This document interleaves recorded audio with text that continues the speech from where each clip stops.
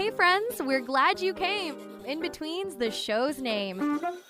Your weekend spot for chikahan, tawanan na may kasamang life lessons. So, sit back, relax, enjoy the scene, happy vibes, only on In Betweens sa 702 DZAS FEBC Radio TV, Agapay ng Sambayanan.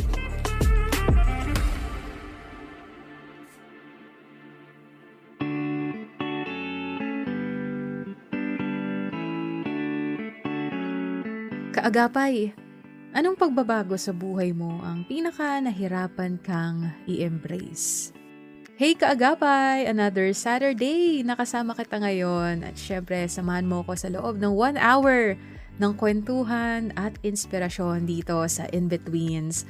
Nasaan ka man ngayon, kung ano ang iyong pinagkakaabalahan Kaagapay, kung ikaw ay nasa bahay or nasa biyahe or nagpapahinga lang matapos ang isang mahabang linggo.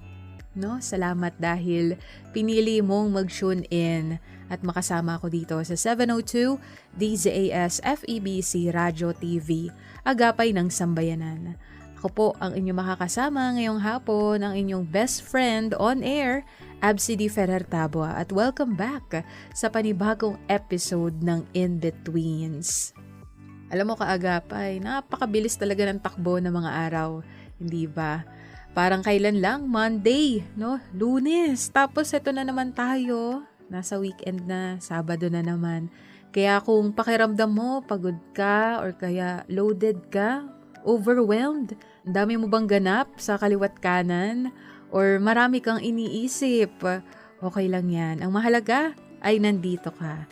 At sa susunod na oras, samahan mo muna ako habang sabay nating pinapahinga ang ating mga puso't isipan, no? Kahit saglit, 'di ba? Essential 'yan ang pagpapahinga. Huwag nating ipagkait sa ating mga sarili ang rest. At syempre, sa mga oras na ito, shoutout natin ang mga kaagapay nating nakikinig na sa mga oras na ito. Nasaan ka ba ngayon Kaagapay? Nasa radyo ka ba? Or nasa Facebook? O kaya naman, nasa YouTube ka? Or gamit mo yung 702 DZAS mobile app. Ano man ang platform mo Kaagapay? Paramdam ka naman. Nasaan ka ba ngayon? Comment ka sa ating streaming. Ano ang ginagawa mo ngayong Sabado ng hapon? Ano bang perfect gawin kapag Sabado ng hapon bukod sa pagpapahinga? Kasi minsan, hindi pala minsan, madalas, linggo-linggo, ang pinaka ginagawa namin tuwing Sabado ay ang maglaba. Ikaw ba Kaagapay, anong pinagkakaabalahan mo tuwing hapon ng Sabado? Naglilinis ka ba? May general cleaning ba sa inyong tahanan? O kaya naman baka naggagala ka sa mga oras na ito, nasa biyahe ka?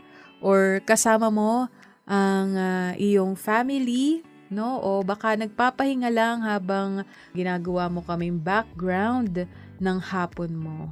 At syempre, kahit saan ka mapadpad, pwede mo kaming dalhin. 'Di ba? Pwede kang makinig sa ating official website sa febc.ph or sa ating 702 DZAS mobile app. Nakapag-download ka na ba niyan? Dahil kung hindi pa, download mo na. Libre lamang yan sa Apple App Store or kaya naman sa Google Play Store. Kaya siguradong makakasama mo kami, no? Sa buong maghapon mo, buong magdamag mo, as long as meron po kayo internet connection. Abot na abot ninyo ang mga programs na hatid ng DZAS. At syempre kung first time mo naman, ikaw mismo kung first time mo, ang aming bagong Kaagapay, welcome na welcome ka rito. At dito nga sa programang In Betweens, may lugar para sa'yo dahil dito pwede kang makinig, pwede kang matuto or ma-inspire at makaramdam, no, na hindi ka nag-iisa sa journey mo. Kaya Kaagapay, kumuha ka na ng paborito mong merienda, mag-relax ka lang muna dyan at samahan mo ko sa isa na namang meaningful na Sabado ng hapon. Ito ang In-Betweens na hatid ng 702 DZAS FEBC Radio TV Agapay ng Sambayanan.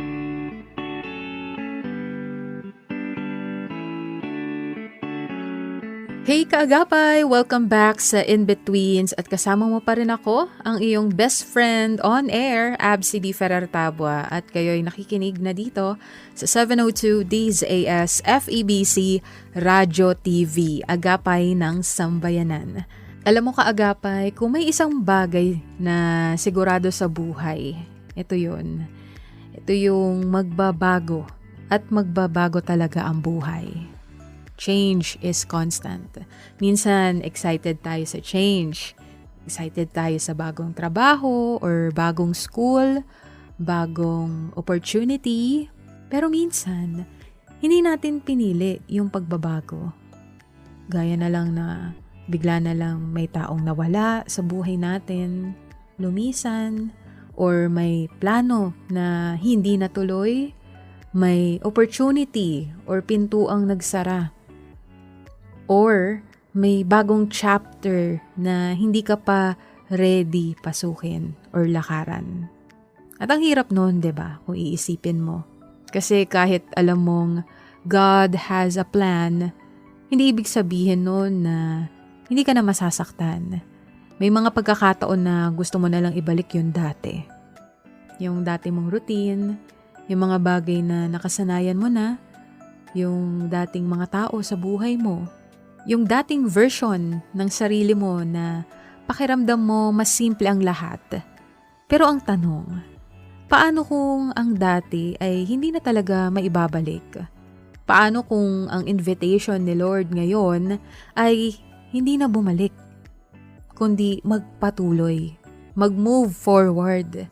Kung ikaw kaagapay ang tipo ng taong nahihirapang mag-let go o kaya naman may pagbabago sa buhay mo na hanggang ngayon ay hindi mo pa rin lubos na matanggap, I think makaka-relate ka sa letter sender natin ngayong hapon.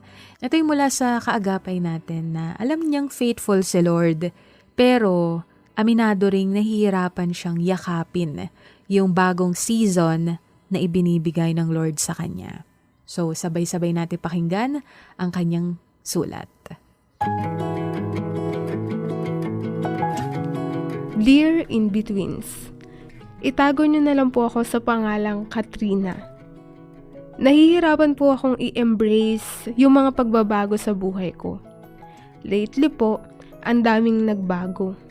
May mga tao na hindi na bahagi ng buhay ko. May mga plano na hindi natuloy. May mga bagong responsibilities na kailangan kong harapin.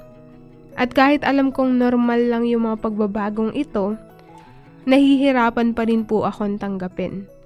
Alam ko namang may purpose si Lord sa bawat season, pero mas madali kong maramdaman yung lungkot kaysa sa excitement sa bagong chapter.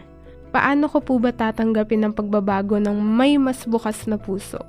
Maraming salamat po. Thank you so much, Katrina. Una sa lahat, thank you.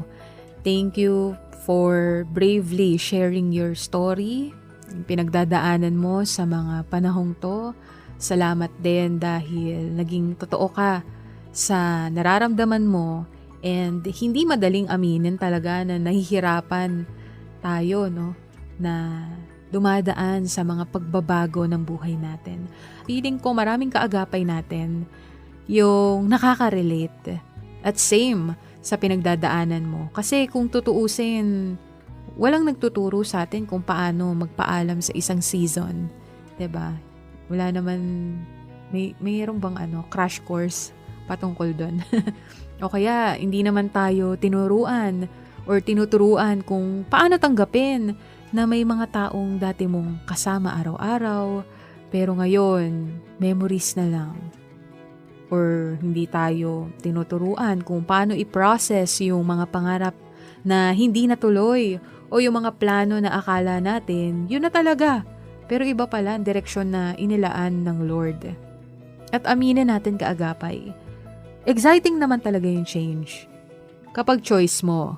Pero kapag ang pagbabago ay dumating ng hindi mo inaasahan or hindi mo pinili, parang ibang usapan na yun, 'di ba? Minsan parang gusto mo na lang sabihin kay Lord na, Lord, pwede po bang ibalik na lang natin yung dati? Yung dating nakasanayan ko, yung dating routine, dito sa comfort zone ko, kung saan ako komportable, yung bang parang buhay na kabisado mo. Pero madalas ang dahilan kung bakit nahihirapan tayong yakapin yung new season ay dahil mahigpit pa rin yung kapit natin dun sa old one or dun sa luma or dun sa kasalukuyan. At yes, wala namang masama roon. Normal lang talaga na makaramdam tayo ng lungkot, normal na mag-grieve tayo sa mga bagay na nawala. Kasi even Jesus wept. And ibig sabihin nun, hindi ka wala ng faith ang umiyak dahil may natapos na yugto ng buhay mo. Pero kaagapay, kapag ang Diyos ang nagsasara ng isang season, hindi ibig sabihin na tinatapos na niya yung kwento mo. Baka nagbubukas lang siya ng panibagong chapter, panibagong yugto sa istorya mo.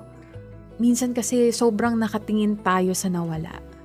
Hindi natin napapansin yung mga bagong ginagawa ng Lord sa buhay natin. Dahil nakafocus pa rin tayo dun sa kahapon. And yes, normal na maramdaman natin to. Hindi ka nag-iisa. Pero hindi natin kailangang maintindihan agad ang bawat or mga bagong bagay na nangyayari sa buhay natin. Or hindi mo kailangang i-rush yung sarili mo na maging okay agad sa panibagong season na yan. And hindi mo rin kailangan na pilitin yung sarili mo maging excited kung ang nararamdaman mo talaga nalulungkot ka. Parang nilolong mo talaga yung nakaraan. Pero habang unti-unti nating iniiwan na or nilelet go na yung dating season, hayaan natin na si Lord yung humawak sa kamay natin papunta dun sa susunod. Kasi ang Diyos na kasama natin noon, siya rin yung Diyos na sasama sa atin ngayon, bukas at magpakailanman. Siya rin yung mauuna sa'yo. He goes before us. Kaya kung ikaw to kaagapay, yung pakiramdam mo parang ang daming nagbago sa buhay mo ngayong taon. Maybe sa aspekto ng relationships, sa trabaho mo, sa mga pangarap mo, career mo, or even sa family mo, mga responsibilities, at pati ikaw, pakiramdam mo parang nag-iibang tao ka na rin. Ito ang gusto kong ipaalala sa'yo, na hindi lahat ng ending ay pagkawala. Minsan, yan pa yung ginagamit ng Diyos para maging beginning mo, maging simula mo. At hindi dahil nagbago yung season mo, nagbago na rin yung pagmamahal ng Lord sa'yo. Dahil habang nagbabago ang lahat sa paligid mo, one thing remains the same. At yun ay yung faithfulness ng Panginoon na never, ever magbabago. At marami pa tayong pag-uusapan kaagapay patungkol dito. Kung paano ba tayo mag-let go ng may peace sa ating puso, paano natin yayakapin yung bagong season kahit may fear pa rin tayo. At paano tayo magtitiwala sa Diyos kahit hindi pa malinaw yung mga susunod na mangyayari. Kaya naman, samahan mo ko hanggang mamaya. In-Betweens will be right back. Dito lang sa 702 DZAS FEBC Radio TV.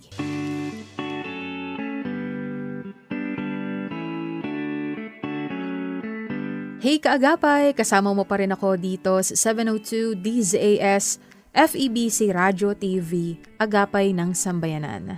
At syempre, ako pa rin ang inyong best friend on air, Absidy Ferrer Tabua. At welcome back sa In-Betweens. Ngayon ngang hapon, pinag-uusapan natin ang isang bagay na sigurado tayong lahat talaga idadaan dito. And that is change. Diba? Pagbabago. Ito madalas natin ito marinig. Diba? Na change is the only constant in this life. At totoo naman. Pero kahit alam natin na normal ang pagbabago, hindi ibig sabihin na madali itong tanggapin.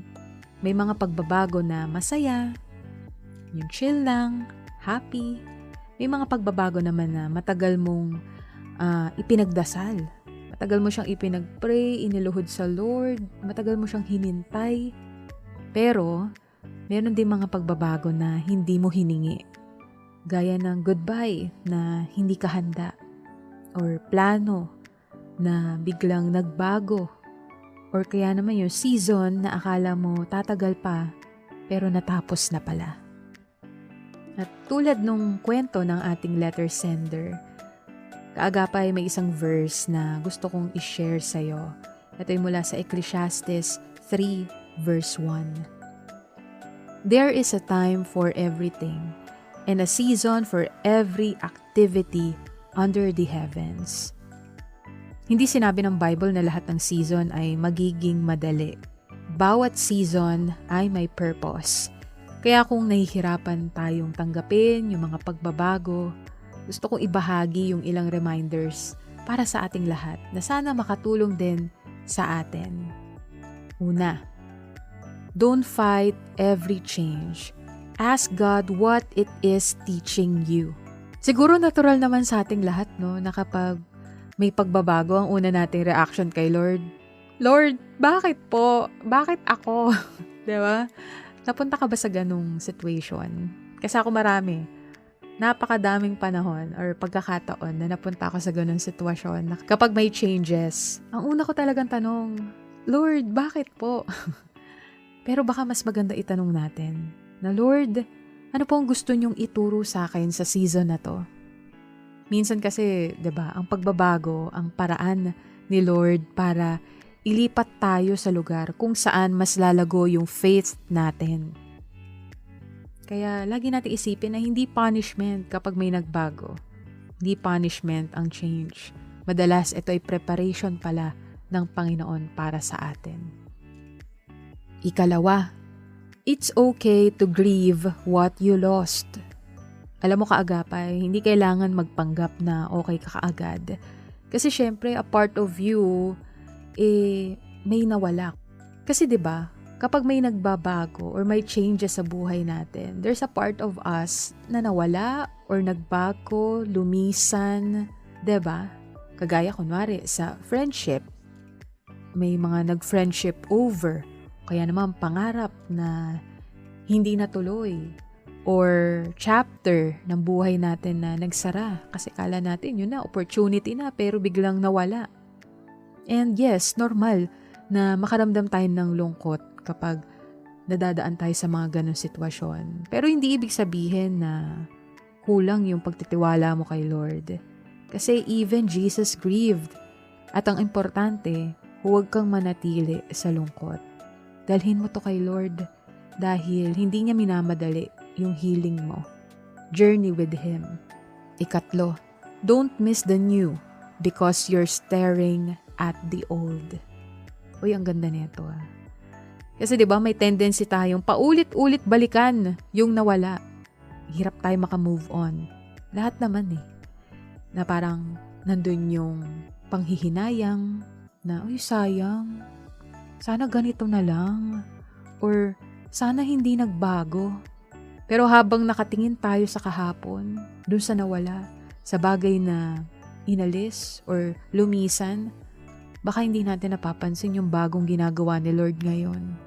Minsan kailangan nating iangat yung tingin natin para makita natin yung bagong blessing na inihahanda ng Lord para sa atin. Kaapat, hold on to God, not to your comfort zone. Ay, ang hilig natin magstay sa comfort zone. Kasi syempre kapag comfort zone, gamay mo na 'di ba? Like, kabisado mo na, familiar ka na, kampante ka na. Pero let's be honest, hindi naman talaga tayo takot sa change. Ang kinakatakutan natin ay yung unknown, yung mga bagay na hindi natin alam, hindi tayo familiar, hindi pa natin nasusubukan. At hindi kasi natin alam kung ano kasi yung mangyayari. Pero, ang good news kaagapay, hindi mo man alam ang future. Kilala naman natin ang Diyos na may hawak nito. At kapag hawak niya ang bukas natin, pwede kang humakbang kahit hindi mo pa nakikita yung buong picture. And lastly, ikalima, trust that God never changes even when life does.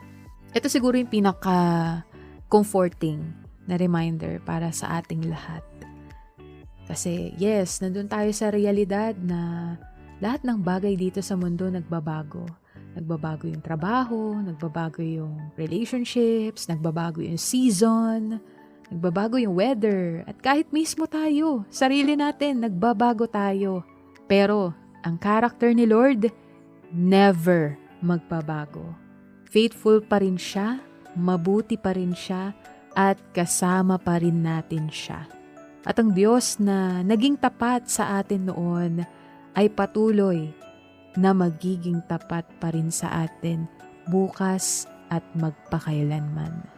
Kaya kaagapay baka ang season na niluluksa mo ngayon ay siya ring season na naghahanda sa'yo para sa panibagong chapter na hindi mo pa nakikita. At okay lang kung hindi mo pa naiintindihan yung lahat. Hindi hinihingi ni Lord na alam mo na dapat lahat yung buong plano, alam mo na dapat lahat yung mangyayari. Ang hinihingi lang ng Lord sa atin ay ang magtiwala sa Kanya at sa mga gagawin pa Niya sa buhay natin. Kaya kaagapay kung may pagbabago mang kinakaharap ka ngayon, tandaan natin ito. Every ending in God's hand is the beginning of something He has already prepared. Kaya huwag ka matakot mag-let go kapag si Lord na yung nangunguna. Because while seasons change, God never does. Kasi habang nagbabago yung mga season ng buhay natin, ang Panginoon never magbabago. Hinding-hindi siya magbabago. Siya'y tapat ngayon, bukas at magpakailanman. At siya ang kasama natin kahit hindi pamilyar ang daan. Makakalakad pa rin tayo na may pag-asa, may peace, at may trust sa Kanya. Kaya kaagapay, samahan mo ko sa isang panalangin. Ama naming Diyos na nasa langit, Diyos na makapangyarihan sa lahat.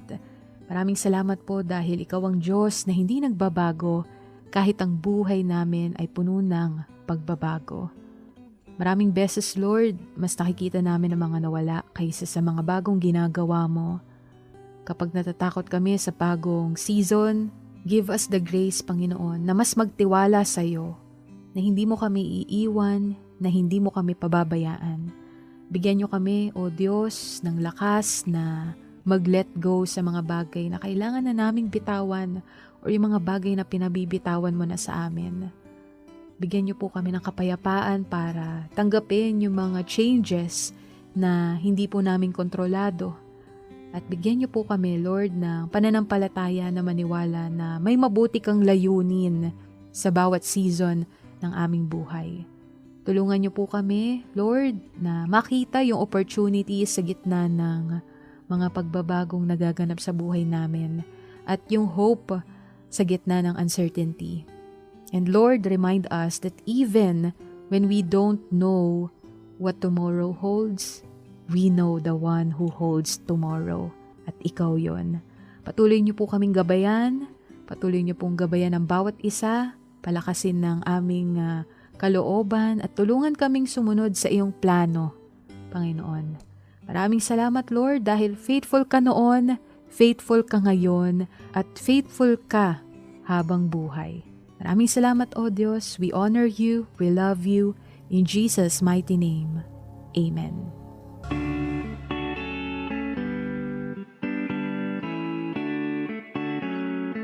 Salamat mga kaagapay sa sumama sa akin sa loob ng isang oras. Maraming salamat sa mga kasamahan natin sa broadcast, sa ating production technicians, RTV team, maging sa ating broadcast engineer, sa ating Bokawe transmitter site. Maraming salamat po sa inyong pag-agapay. Dito na po natatapos ang ating kwentuhan ngayong hapon. Pero kaagapay, hindi pa dito natatapos ang journey mo.